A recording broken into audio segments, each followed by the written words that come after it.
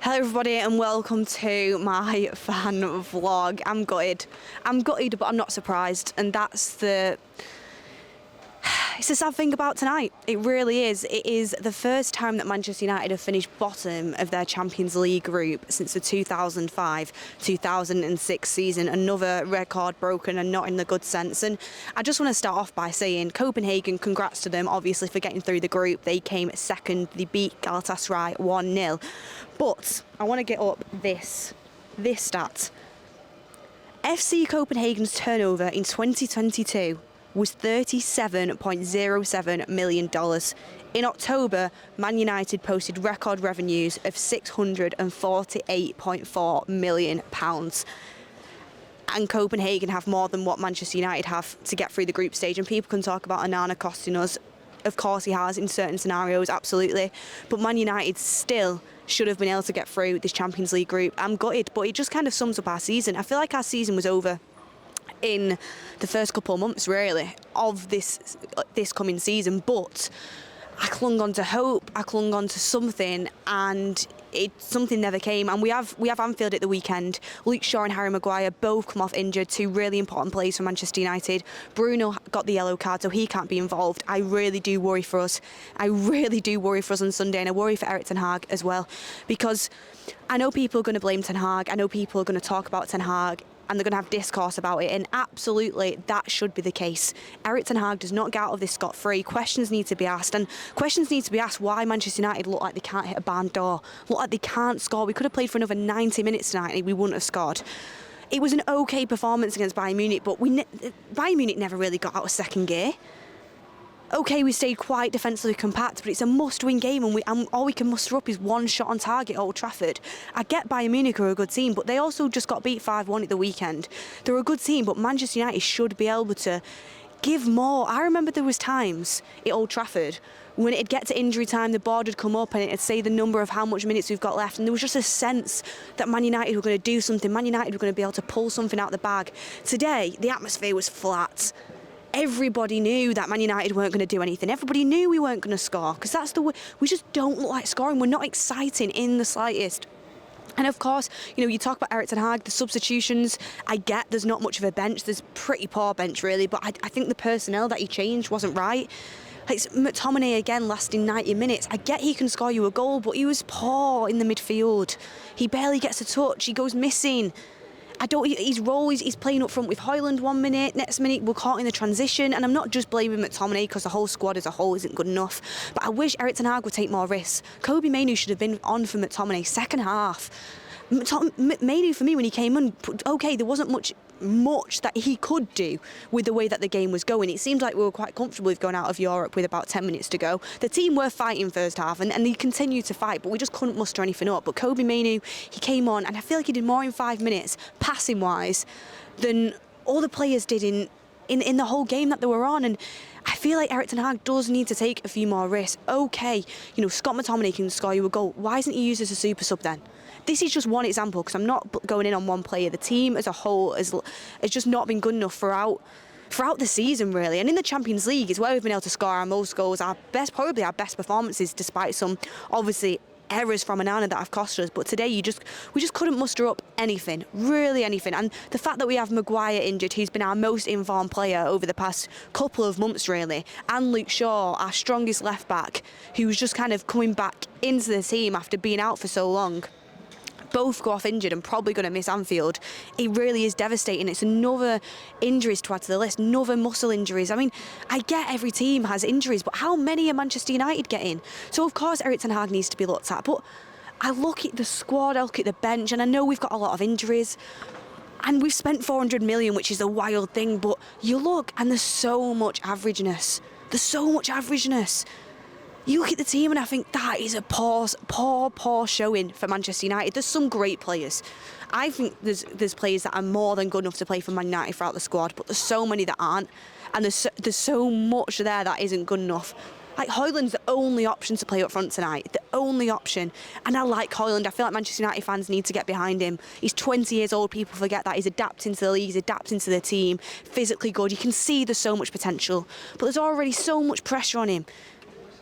Upamecano and Kim Min-jae absolutely bullied our whole forward line. You know, Garnacho couldn't get into the game as much as he usually does. Anthony started well but fizzled out. Their back line had us 100%, but Ten Hag couldn't change it. The only remnants of a striker on the bench was Joe Hugel from the youth team, and he's not going to throw him into this sort of game. So the squad as a whole, the depth and the quality just isn't there. And people say, well, he spent 400 million. I would agree with you, but his signings haven't been good.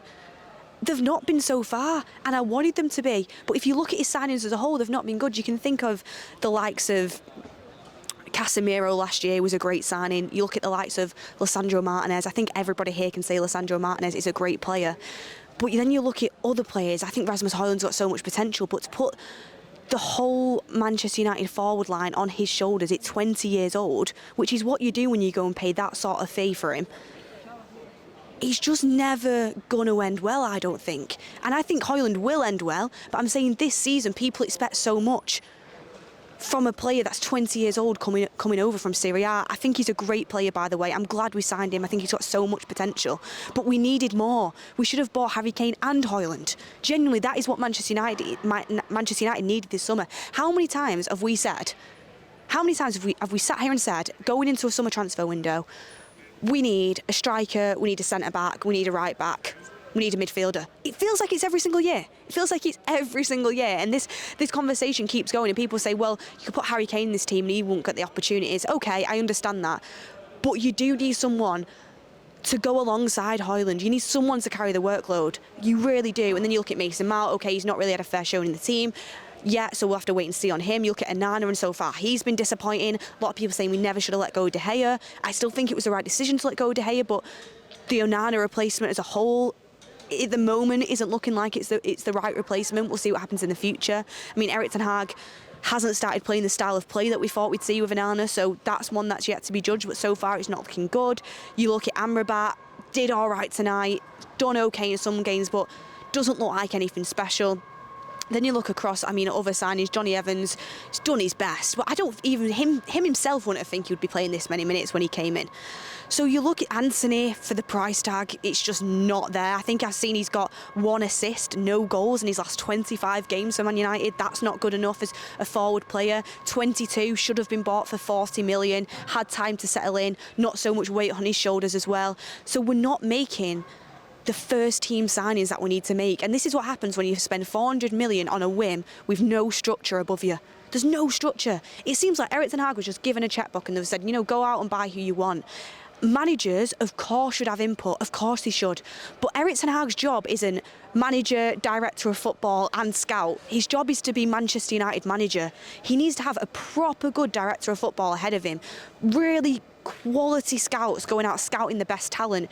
And to be honest, there needs to be someone there when Ten Hag says, yes, I am sure I want to go and spend £90 million on a winger from the Eredivisie that has got a lot of potential but probably won't be ready for a few years. They say, well, Eric, that's not what we need now. We need someone who's ready now. I've found someone who's got very similar qualities to Anthony. He's going to be a lot cheaper, and this is what I think fits you more. Jurgen Klopp, his first choice wasn't Mo Salah. The sporting director came and said, no, this is the player for you. This is for your style of play. There needs to be a team that are working together. It seems like Erik ten Hag picked out all them signings himself. Obviously, he didn't get the likes of Kim Min-jae, De Jong, signings he wanted. Unfortunate that couldn't happen. But you cannot always get your first choice. But the issue is, Manchester United then go and spend a load of money in a panic buy on players that haven't been well researched and aren't the right fit for this team. It's constant short-term fixes, I feel like, in my opinion. It's either a short-term fix or we're investing a lot of money in someone young who's going to need time to be nurtured and developed into the team. It's like we never really go for that sweet spot of 24, 23, 24, 27, 28, player that's ready to come in at the right price tag. There you go. This is it. I feel like the last time we did that, it feels like it was, I mean, Lisandro Martinez is a good signing, but obviously he's had injuries, but the last time it truly feels like we've had someone with that sort of impact was Bruno Fernandes. And that was so long ago now. He's like part of the furniture here. So it's so disappointing that this is where we're at. This season for me, obviously we've got no Europa League, completely out of Europe, no Carabao Cup. We're still in the FA Cup, but I have basically no hope for that either.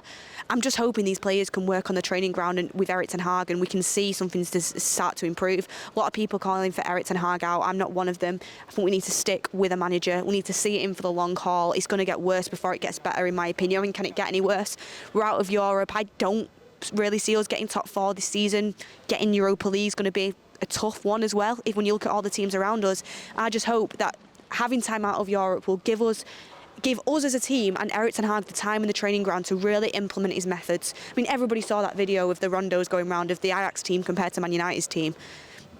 I know it's just one video, but there is a drop-off in quality to where we need to be. And I hope Erik ten Hag can use these breaks midweek in the training to get this team up to standard. I think we need to stick by the manager. I think we need to stick by a lot of players that are getting stick. I've seen Højlund get stick for his performance tonight. He's 20 years old going up against a brilliant centre-back partnership that are powerful, that are strong. He's going to struggle, but he keeps trying. And it's not his fault he got bought in for such a big price and was asked to lead the line for Man United and be the starting striker every single game. He's got bags of potential. We need to stick by him. We need to stick by quite a few players. There is some players that need to go and need to be called out. But I am still choosing to stick by the manager. People don't understand that you can stick by a manager, but also question things. I'm questioning a lot about Ten Hag right now. But we're in it for the long haul. It's a process. And what would happen now if we sacked him, everyone? We had an interim in till the end of the season. Season's wrote off. We'll get nowhere. The rebuild starts again and we go back around the same cycle. The season's basically gone now anyway, in my opinion. You can fight for top 4, but I think that's going to be a struggle. Let's see what he can do on the training ground in this break. Let's get to the summer. Let's try and actually build something. It can only go up from here, in my opinion, and let's give this manager time to really implement everything he wants to do. But there is question marks. I absolutely agree. Look, everyone, I'm absolutely gutted, but thank you for watching this video. Leave your comments down below. I know there's so many different opinions. Everybody has different opinions on this, but I think we can all say the one thing. We want what's best for Man United, and this just isn't it. I don't feel... I think this is one of the lowest I felt as a United fan. This team just doesn't feel like United. And I've been coming to Old Trafford ever since I was little. But anyway, guys, thank you for watching. Make sure you hit a like on the video if you enjoyed it. And that's it for now in Europe for us. But hopefully we can do something in the league, but my fingers aren't crossed. Let's just get to the end of the season and hopefully things will start to look up. Anfield on Sunday. Be prepared, everyone. Thank you, everyone, for watching.